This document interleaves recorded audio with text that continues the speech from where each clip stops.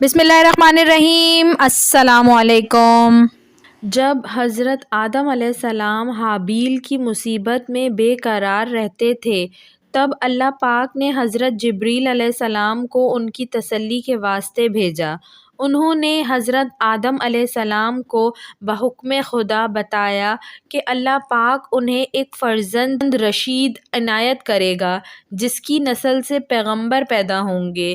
چنانچہ حابیل کے مرنے کے 5 سال بعد حضرت آدم علیہ السلام کے ہاں فرزند پیدا ہوا جس کا نام شیث رکھا گیا۔ اس کا مطلب تھا اللہ کا دیا ہوا تحفہ۔ یہ نام رکھنے کی وجہ یہ ہے کہ حابیل کے قتل ہونے کے بعد اللہ پاک نے ان کو شیث عطا فرمایا۔ جب حضرت آدم علیہ السلام کی وفات کا وقت قریب آیا تو انہوں نے اپنے بیٹوں سے فرمایا، بیٹوں، میرا جنت کا پھل کھانے کو جی چاہ رہا ہے۔ وہ تلاش کے لیے نکل کھڑے ہوئے۔ انہیں سامنے سے فرشتے آتے ملے جن کے پاس حضرت آدم علیہ السلام کا کفن اور خوشبو تھی، اور ان کے پاس کلہاڑے اور ٹوکریاں بھی تھیں۔ انہوں نے کہا، آدم کے بیٹوں، تمہیں کس چیز کی تلاش ہے؟ انہوں نے کہا کہ ہمارے والد بیمار ہیں اور جنت کے میوے کھانے کی خواہش رکھتے ہیں۔ فرشتوں نے کہا کہ واپس چلے جاؤ، تمہارے والد فوت ہونے والے ہیں۔ اور جب فرشتے حضرت آدم علیہ السلام کی روح قبض کرنے آئے تو حوا علیہ السلام نے انہیں دیکھ کر پہچان لیا۔ وہ حضرت آدم علیہ السلام سے چمٹ گئیں۔ حضرت آدم علیہ السلام نے فرمایا کہ مجھ سے الگ ہو جاؤ، پہلے بھی مجھے تمہارے ذریعے سے ہی مصیبت پہنچی تھی، مجھے میرے رب کے فرشتوں کے ساتھ جانے دو۔ فرشتوں نے ان کی روح قبض کی، غسل دیا، کفن پہنایا، خوشبو لگائی، آپ علیہ السلام کی قبر کھودی اور لحد تیار کی۔ پھر انہوں نے حضرت آدم علیہ السلام کی نماز جنازہ ادا کی، پھر انہیں قبر میں رکھ کر اوپر سے مٹی ڈال دی۔ پھر کہا، آدم کے بیٹوں، تمہارے لیے یہی طریقہ ہے۔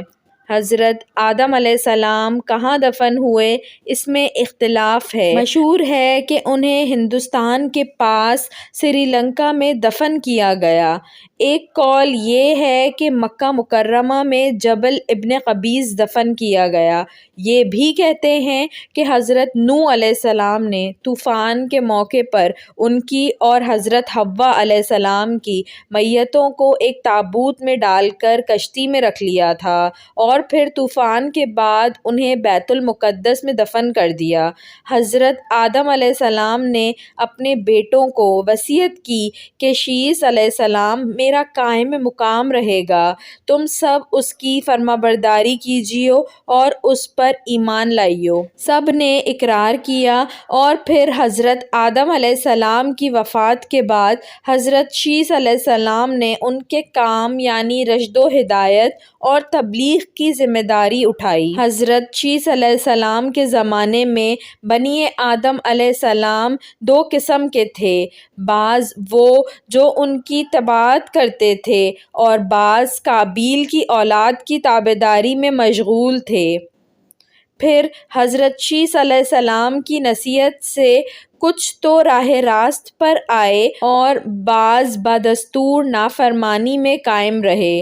حضرت شیث علیہ السلام کی نصیحتوں میں سے کچھ یہ ہیں کہ مومن حقیقی وہ ہے جس میں یہ خصلتیں ہوں: اول، خدا کو پہچاننا، نیک بد کو جاننا، بادشاہ وقت کا حکم بجا لانا، ماں باپ کا حق پہچاننا اور ان کی خدمت کرنا، صلہ رحمی یعنی لوگوں سے نیکی اور محبت کرنا، غصے کو حد سے نہ بڑھانا، محتاجوں اور مسکینوں کو صدقہ دینا اور رحم کرنا، گناہوں سے پرہیز، مصیبتوں میں صبر، شکر الہی۔ حضرت شیث علیہ السلام کی وفات کا وقت آیا تو انہوں نے اپنے بیٹے انوش کے حق میں وصیت کی، چنانچہ انہوں نے منصب سنبھالا۔ ان کے بیٹے کنین پھر ان کے بیٹے مہلائیل نے یہ منصب سنبھالا۔ ان کے بارے میں اہل فارس کا کہنا ہے کہ وہ ہفت الاقلیم کے بادشاہ تھے۔ سب سے پہلے انہوں نے درخت کاٹے، شہر بسائے اور بڑے بڑے قلعے تعمیر کیے۔ وہ کہتے ہیں کہ بابل اور سوس ایران کے شہر انہوں نے تعمیر کیے۔ ان کی وفات پر ان کے بیٹے یرد نے ان کا منصب سنبھالا۔ انہوں نے اپنی وفات کے وقت اپنے بیٹے خنوخ کے حق میں وصیت کی۔ مشہور قول کے مطابق انہی کو ادریس علیہ السلام کہا جاتا ہے۔ ویڈیو پسند آئی ہو تو اس کو ضرور لائک کریے گا، اور ایسی مزید اچھی ویڈیوز دیکھنے کے لیے میرے چینل اردو کہانی گھر کو سبسکرائب کر لیجئے۔ Thanks for watching. اللہ حافظ۔